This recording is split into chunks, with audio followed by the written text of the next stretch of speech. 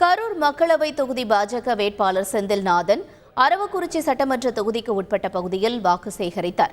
மன்மாரி, பன்னப்பட்டி, ஈசனத்தம், நந்தனூர் உள்ளிட்ட பல்வேறு கிராமங்களில் கூட்டணி கட்சியினருடன் சென்று பிரச்சாரம் மேற்கொண்டார்.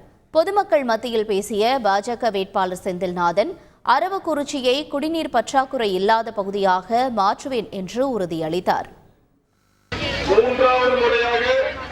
நரேந்திர மோடி அவர்கள் 400க்கும் மேற்பட்ட இடங்களை வெற்றி பெற்று ஆட்சி அமைக்கப் போவதை உறுதி செய்துவிட்டார்கள். 400க்கு மேல வெற்றி பெற்று ஆட்சி அமைக்கும் போது உறுதி செய்தார்.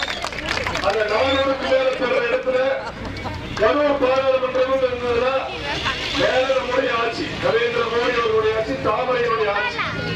இங்க கரூர் பாராளுமன்றமும் பாரதிய ஜனதா கட்சி வெற்றி பெற்று வந்தால் அரவக்குறிச்சி சட்டமன்ற தொகுதியில மிகவும் வறட்சியான தொகுதி.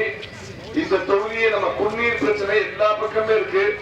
முழுவதுமாக குடிநீர் பற்றாக்குறை இல்லாத தொகுதியாக அரவக்குறிச்சி தொகுதியை மாற்றணும். செய்திகளை உடனுக்குடன் தெரிந்து கொள்ள உடனே சப்ஸ்கிரைப் பண்ணுங்க.